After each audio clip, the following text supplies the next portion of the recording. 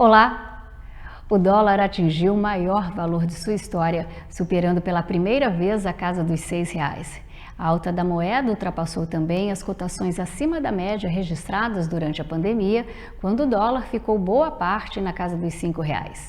O frenesi com a moeda americana é acreditado em boa parte à reação negativa do mercado frente ao pacote de corte de gastos do governo, que busca uma economia de 327 bilhões de reais em gastos públicos até 2030. O anúncio feito pelo ministro da Fazenda, Fernando Haddad, misturou um tímido corte de gastos com a mudança na tabela do imposto de renda a partir de 26, aumentando impostos para quem ganha mais de R$ 50 mil por mês e isentando aqueles que recebem até R$ 5 mil. Para nos ajudar a entender como essas mudanças afetam a vida dos brasileiros e a economia do país, mas principalmente o que podemos esperar para o futuro, nós recebemos o economista-chefe da Neo Investimentos, Luciano Sobral. Olá, Luciano, seja muito bem-vindo ao nosso programa.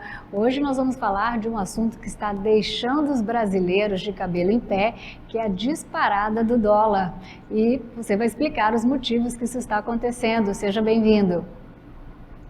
Obrigado, Laura, pelo convite. Boa noite a todos. Luciano, o dólar não para de bater recorde atrás de recorde e pela primeira vez nos últimos 4 anos ultrapassou a barreira dos R$ 6. A disparada começou na última semana de novembro, em antecipação ao anúncio do pacote de corte de gastos do governo Lula. E depois do anúncio, a moeda americana aumentou ainda mais, superando dia após dia o maior valor histórico. Desde 2020, durante a pandemia da Covid, que o dólar não chegava nesse patamar. E até agora, a subida da cotação também não deu sinal nenhum de que vai arrefecer. Seria então, Luciano, o dólar a R$ 6 o novo normal? Que fatores estão impactando essa alta? Olha, Laura, acho que é o novo normal por enquanto. Pelo seguinte, dezembro geralmente é um mês que saem muitos dólares do país, né? O mês que as empresas multinacionais que têm operação no Brasil geralmente pagam juros e dividendos para as matrizes, então todo ano geralmente a gente vê uma saída de dólares nessa época, e com o dólar saindo é mais difícil a gente ver o real se valorizar, né? Então pode ser que no começo do ano que vem a gente tenha algum alívio. No começo do ano geralmente essa sazonalidade que a gente chama se inverte, né? No começo do ano começa a entrar o dinheiro da safra que está sendo vendida, mas por enquanto acho que a gente deve ver esse dólar aí ao redor de 6 por algum tempo mais. Luciano, desde o Plano Real em 94, que o valor do dólar já passou por pelo menos 8 grandes altos e baixos. Apenas para citar algumas oscilações, em 2001 a moeda atingiu R$ 2,84 devido à crise cambial na Argentina, o atentado contra as Torres Gêmeas nos Estados Unidos e o apagão no Brasil. Já em outubro de 2002, com a eleição de Lula, o dólar também disparou, alcançando R$ 4. A crise política do governo Dilma também fez o dólar bater em R$ 4,24. E em 2020, com os impactos do coronavírus, o dólar atingiu o maior valor já registrado, que foi de R$ 5,97. Ou seja, Luciano, o Brasil já enfrentou períodos de câmbio elevado em outras crises. Então eu te pergunto, esse atual cenário é comparável a momentos como o impeachment de Dilma Rousseff ou a crise de 99? O que diferencia essa alta das anteriores? É curioso porque, como você listou aí, quase todos esses episódios de alta forte do dólar tiveram algum motivo externo, né? Alguma coisa acontecendo no mundo, isso afetou também outras moedas e o real pegou carona. A crise de 2015 e 2016, ela já é um pouco diferente porque ela foi, sobretudo, doméstica. Acho que tinha um problema no mundo que os preços de commodities estavam caindo e todo exportador de commodities sofreu, mas aqui, ao mesmo tempo, a gente tinha uma crise política que acabou com a remoção da presidente, com a mudança de governo e tudo o que a gente sabe que aconteceu. Esta crise de 2024, ela é peculiar porque, primeiro, não tem nada muito estranho acontecendo com o resto das moedas no mundo. A gente está vendo um ano de dólar forte, sim, mas um ano que tem uma grande crise, não aconteceu alguma tragédia como um ataque terrorista ou uma pandemia. E a gente está vendo essa crise de mercado acontecer em meio a uma economia brasileira que está dando ok. A gente não está no meio de uma recessão, a gente não está numa crise de balanço de pagamentos, né? A gente não está vendo importação muito maior do que exportação ou muita saída de câmbio além do padrão histórico. Então, uma crise mais de expectativas dos investidores olhando para frente e achando que os próximos anos vão ser piores dos que o que passaram. Então, é algo mais que é uma função de confiança, de expectativas, do que de alguma coisa acontecendo. Acho que essa é a principal diferença. Luciano, recentemente o governo anunciou uma série de medidas que buscam uma economia de 327 bilhões de reais em gastos públicos até 2030. Mas o que de fato tomou a atenção do mercado foram as mudanças na tabela do imposto de renda a partir de 2026, aumentando impostos para quem ganha mais de 50 mil reais e isentando aqueles que recebem até 5 mil reais por mês. Esse pacote pegou todo mundo de surpresa, economistas, mercado, pessoas físicas, seja porque se esperava mais dos cortes ou pelo fato de ter vindo acompanhado de uma proposta de isenção do imposto de renda.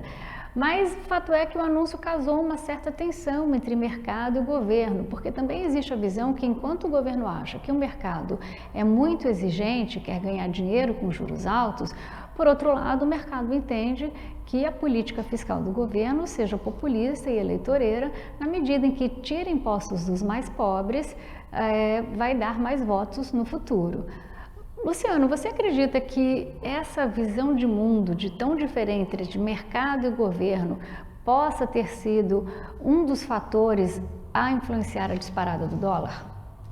Eu acho que não é exatamente um conflito entre visões de mundo. Eu não acho que o mercado tenha algum problema em ver o governo estimulando a economia ou tentando distribuir renda de uma forma mais equitativa. Acho que o problema desse pacote em específico é que o mercado estava esperando um pacote, como você mencionou, de corte de gastos. Acho que nesse sentido o pacote pode ter decepcionado um pouquinho, mas em linhas gerais ele foi parecido com o que o governo estava sinalizando, o que apareceu na imprensa nas semanas anteriores. O que de fato surpreendeu foi vir junto com o pacote essa intenção de rever a tributação do imposto de renda de pessoa física. Eu acho que isso incomoda, porque a gente sabe que é muito fácil você dar isenção, né? Ninguém no Congresso vai votar contra você isentar de impostos a parcela da população que ganha até 5 mil reais, mas é muito difícil recompor essa perda de arrecadação que essa medida causaria,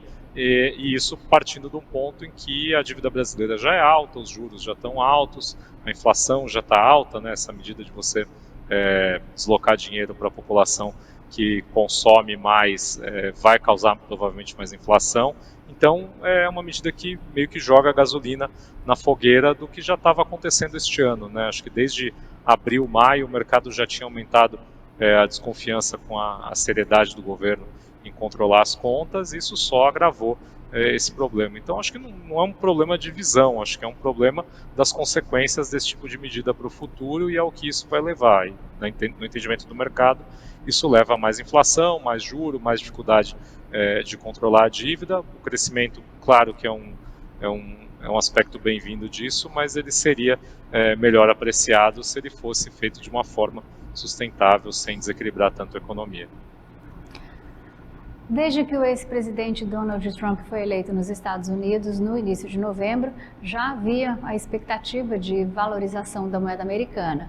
A agenda prometida por Trump, ela incluía deportação em massa de imigrantes sem documentos, tarifação de importados e aumento de subsídios, que, claro, pode levar a dívida pública e aumentar a inflação e reduzir a corrente de comércio global. A política de juros altos do Federal Reserve, que é o Banco Central Americano, tem sido apontada como um dos motivos da valorização do dólar em relação a moedas de mercados emergentes. Qual é o peso real dessa política para o Brasil? Nós podemos esperar uma mudança nesse cenário?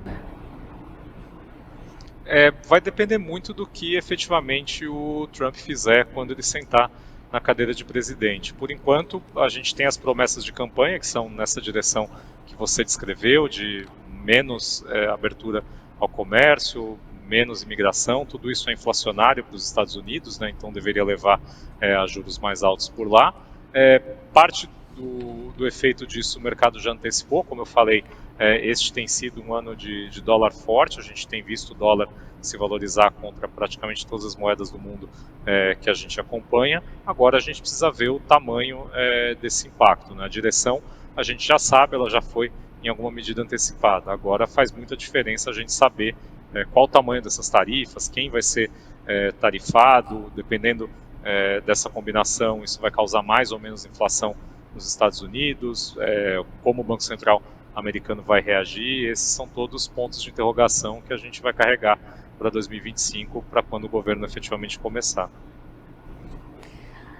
A confiança internacional nos governos brasileiros tem oscilado nas últimas décadas. Em meio a tantos ruídos, vindos de tantas fontes diferentes, é importante a gente lembrar que o Brasil continua sendo um mercado de alto risco. Em relação ao ajuste fiscal apresentado por Fernando Haddad, Luciano, quais aspectos mais preocupam os investidores estrangeiros?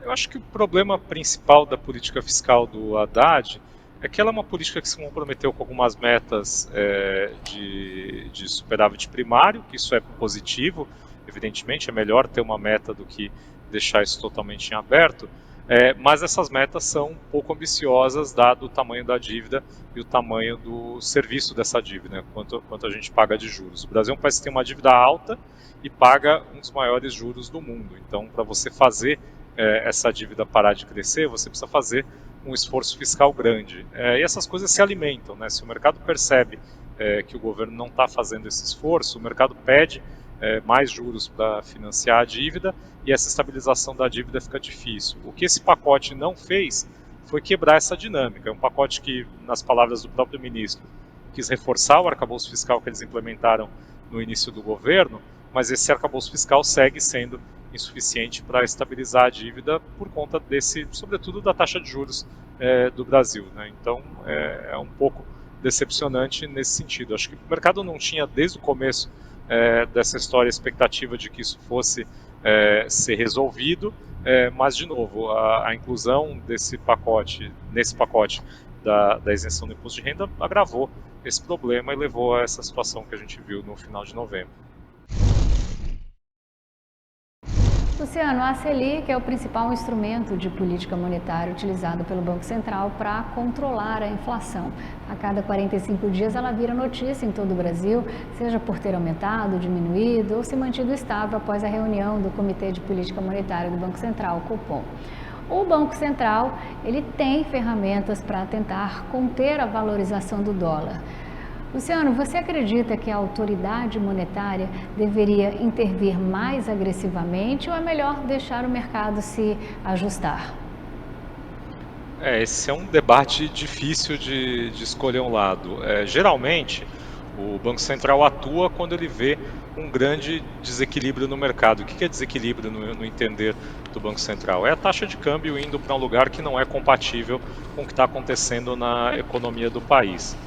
O que a gente viu no fim de novembro foi efetivamente um aumento de risco fiscal, né, com a história da isenção do imposto. Como eu falei, pode ser que a gente veja a isenção ser dada sem a compensação e isso piore o déficit do Brasil.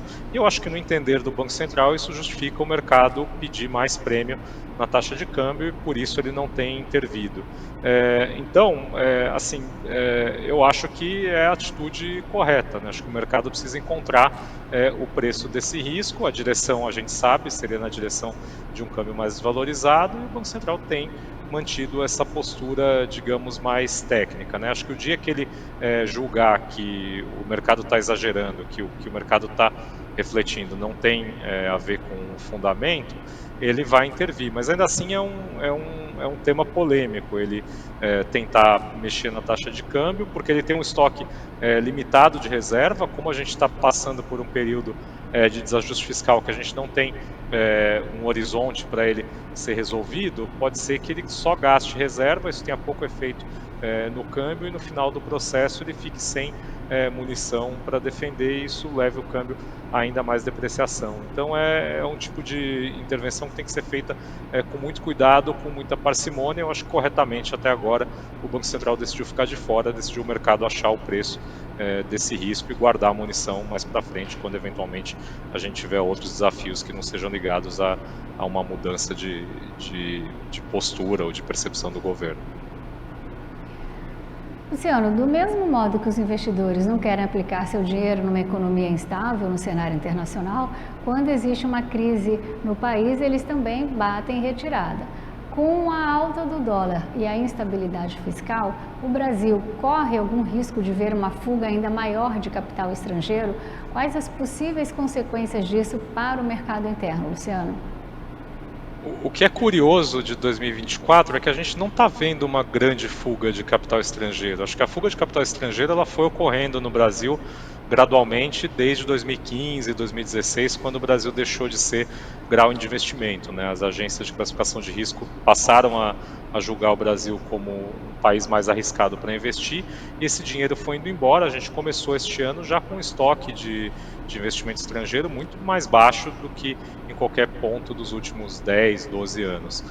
O dinheiro que está saindo do Brasil este ano, curiosamente, é o dinheiro de brasileiro. A gente nunca viu tanto brasileiro procurar alocar poupança fora do Brasil, seja por achar que o investimento aqui é muito arriscado, como você mencionou, seja agora pela facilidade que os bancos e as corretoras estão dando para esse tipo de investimento, né? Então, por enquanto, a gente não está tendo um ano de muita saída de estrangeiro, a gente está tendo um ano sim de brasileiro tirando dinheiro do país e procurando opções de investimento fora do Brasil. Luciano, o dólar caro ele tem um impacto direto na inflação, obviamente encarecendo produtos importados, insumos, preço da gasolina, de alimentos, serviços e até nos remédios. Quais setores da economia brasileira você acredita que sofrerão mais com a manutenção do dólar elevado? Olha, os setores que sofrem mais são os setores que têm mais custos ligados a importados, né? A gente pega aí, por exemplo, o varejo. O varejo, acho que por enquanto parece relativamente seguro, porque a demanda está forte, mas a gente deve ver uma pressão aí entrando no começo do ano por aumento de preço por conta do aumento simples do preço do que esses varejistas importam e vendem para o consumidor. Os outros setores que teriam mais dificuldades são setores que importam matéria-prima, mas têm mais dificuldade de repassar isso para o consumidor, né? A gente pode ver isso, por exemplo, em indústria química, que depende do preço de petróleo, que é dolarizado, outras indústrias que processam matéria-prima que é precificada em dólares. Acho que é por esse caminho que a gente vai ver um impacto maior na economia. Para a gente encerrar esse bloco, Luciano, para quem está nos assistindo, o que significa, na prática, o dólar nas alturas? O que muda na vida do cidadão brasileiro? Muda que a gente vai ver mais inflação, a gente já está terminando o ano com, sobretudo, o preço de alimentos muito pressionados, tanto por conta do câmbio quanto pela alta do boi, né, da carne, que tem um peso grande na cesta de consumo do brasileiro. Isso deve continuar no ano que vem. A gente vai ver uma economia rodando com juros mais altos, então todo mundo que depende de financiamento bancário que não é subsidiado vai ter que pagar mais caro pelo crédito, e a gente eventualmente vai ver essa conjunção de câmbio mais valorizado e juros mais altos desacelerarem o crescimento da economia, né? Então leva aí uma situação, no geral, pior para o brasileiro médio. Acho que por enquanto a gente não está vendo todos esses efeitos, porque a economia em 2024 está crescendo bem e a alta de juros ainda não se materializou totalmente, mas ao longo de 2025 isso vai começar a pegar mais no bolso do consumidor, seja via inflação, né, seja via preço de bens e serviços mais altos, seja por conta de taxas de juros mais altas. Então o futuro aí parece ser um pouco pior do que a gente está vivendo agora, já contratado por conta dessa alta do câmbio e todos os outros desequilíbrios econômicos que a gente está vendo ao longo de 2024. Luciano, no bloco anterior, nós estávamos falando sobre como o dólar afeta a economia interna. Mas se por um lado o dólar alto é ruim para o consumo interno, por outro, ele pode beneficiar exportadores brasileiros. Quais setores da economia mais se dão bem nesse cenário?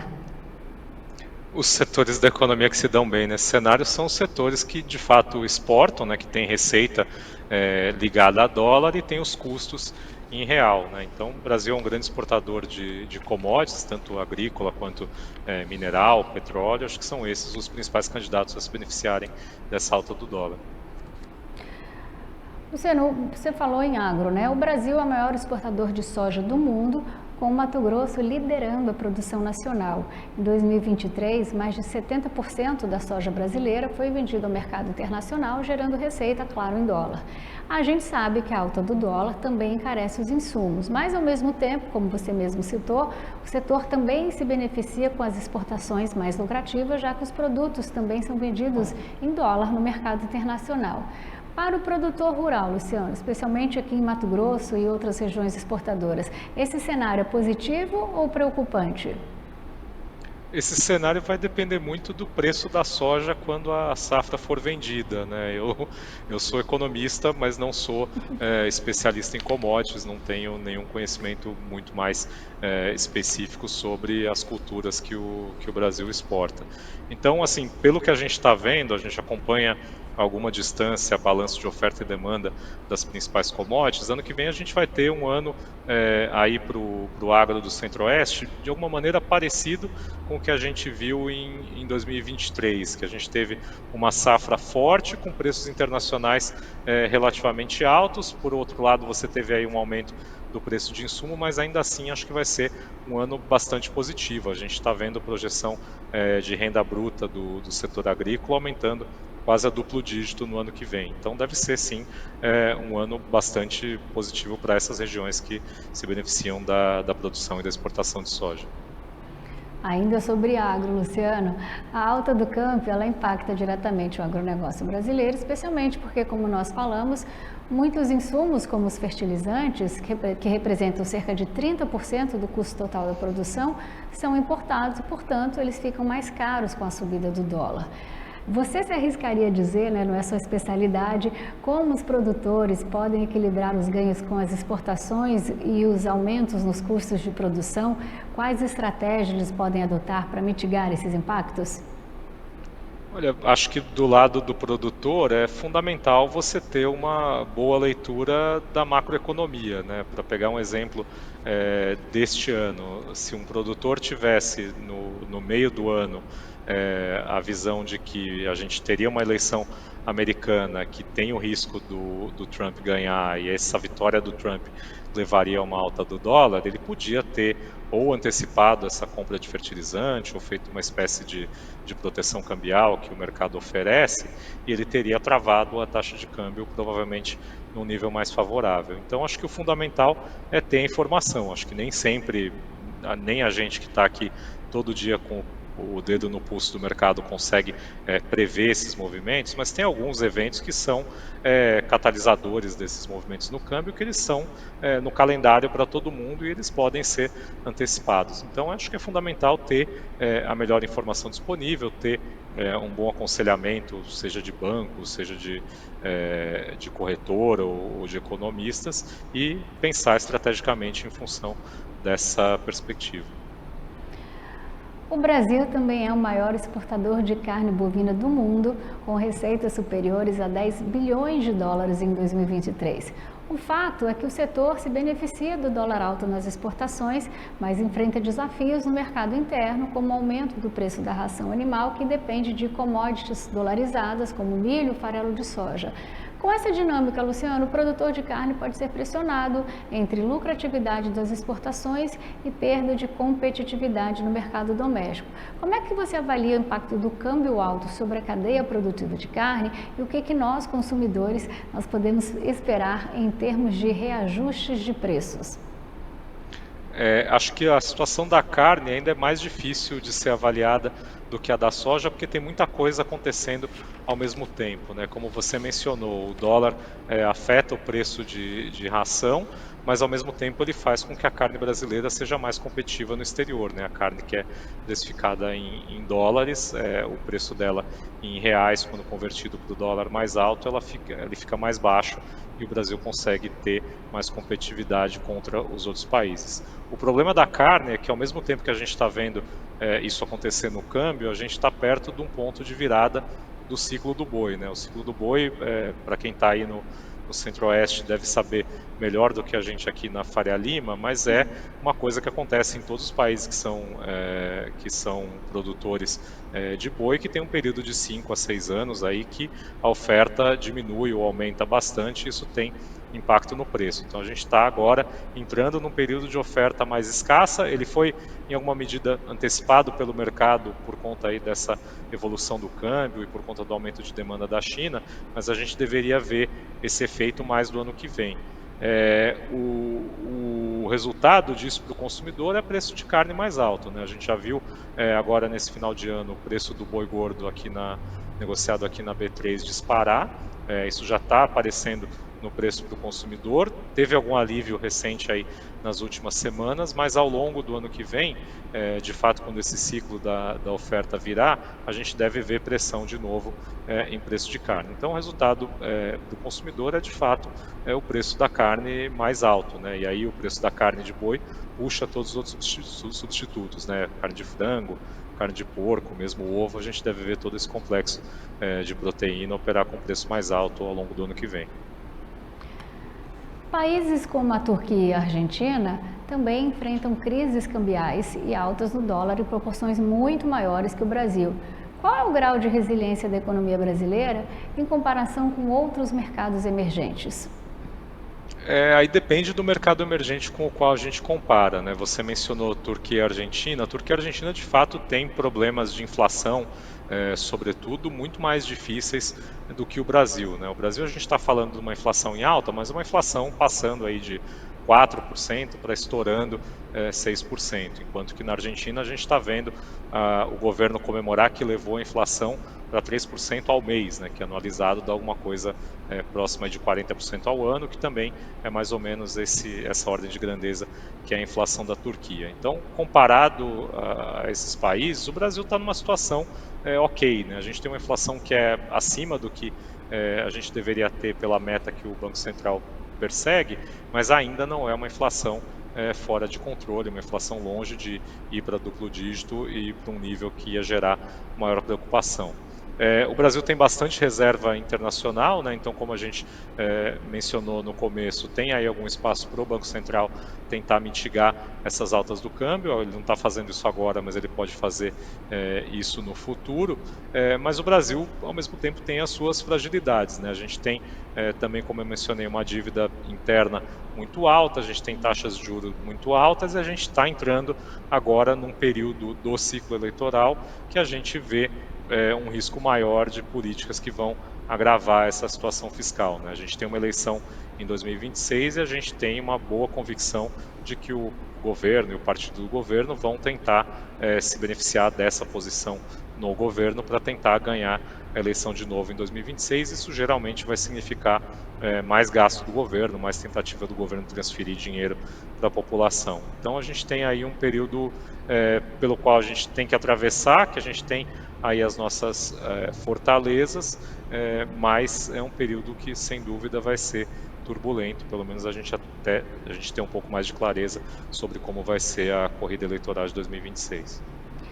E no caso da China, Luciano, a desaceleração da economia global, especialmente na China, também afeta o Brasil.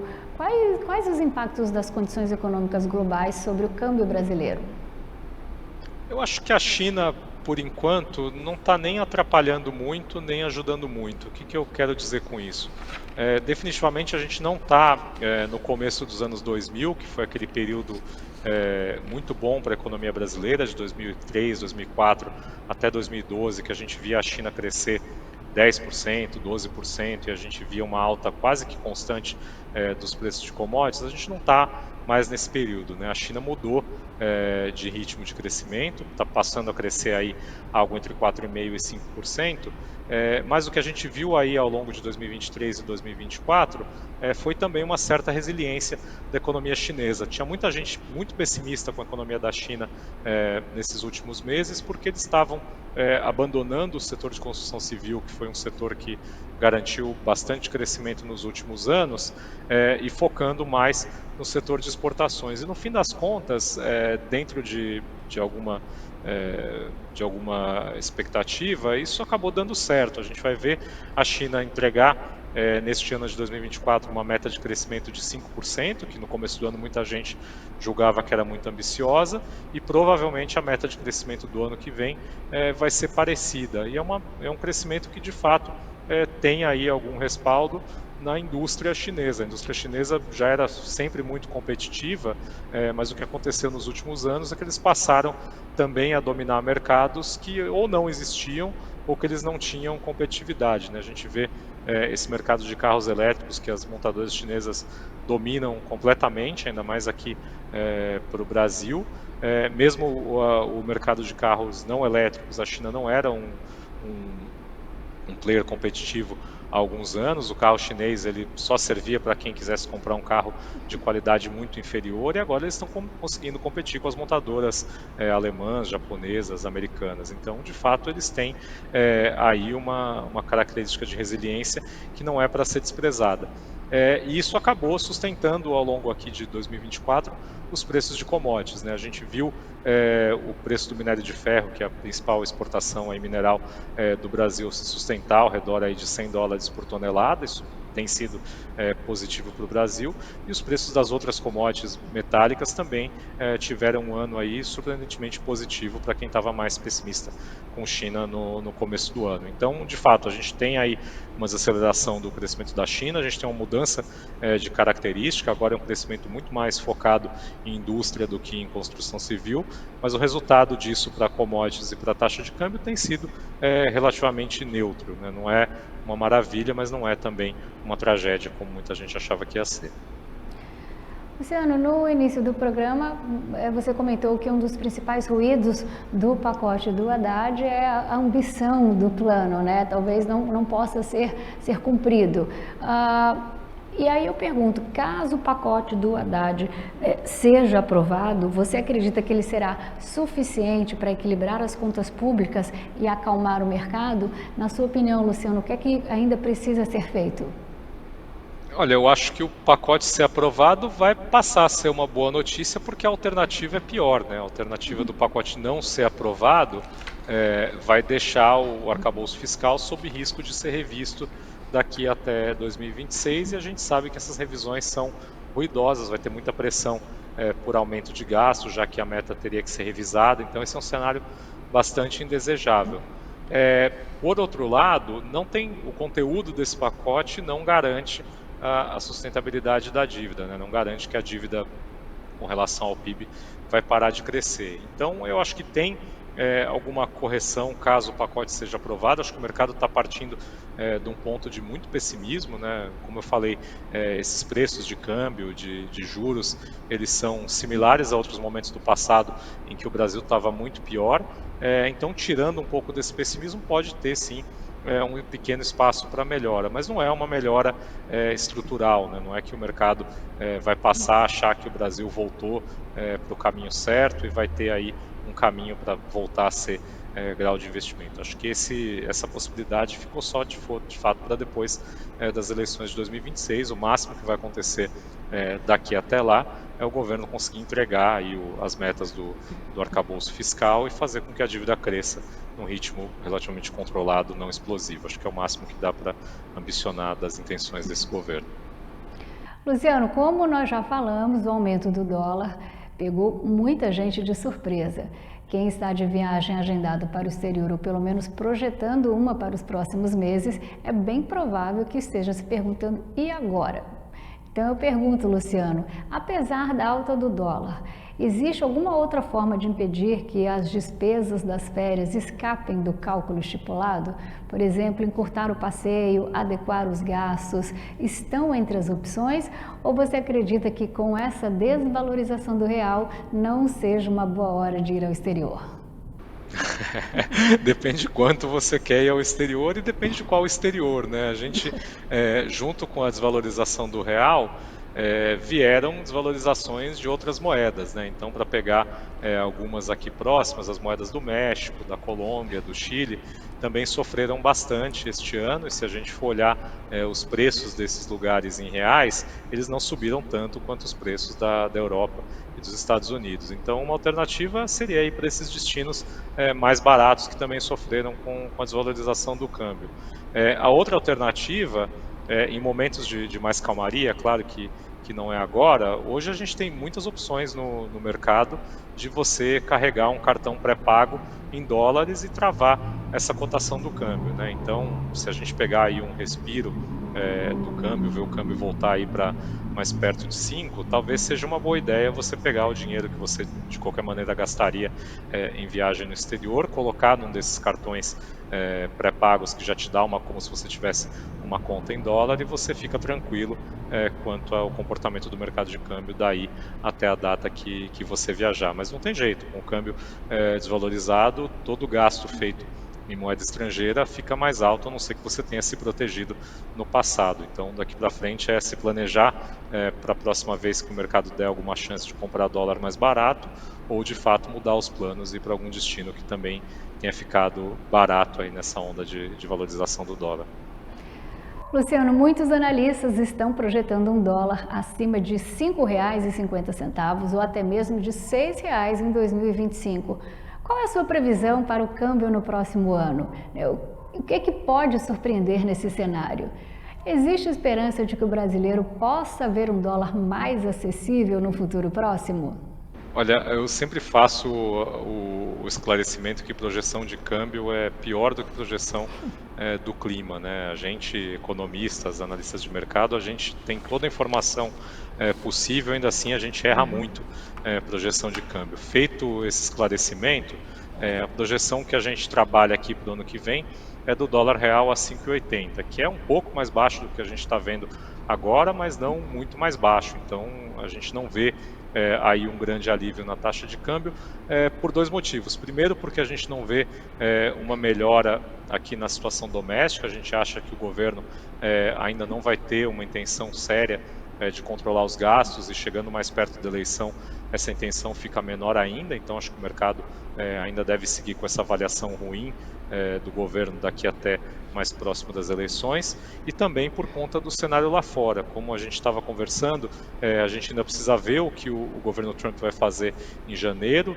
Todo o discurso, toda a equipe que ele colocou para tocar o governo defende essa política de tarifas, de protecionismo. Isso deveria ser negativo para todas as outras moedas do mundo que não o próprio dólar, né? Então a gente tem aí um vento contra soprando de fora, um vento contra soprando aí do lado doméstico. O que a gente tem de bom acontecendo no ano que vem é a safra de soja, de milho das principais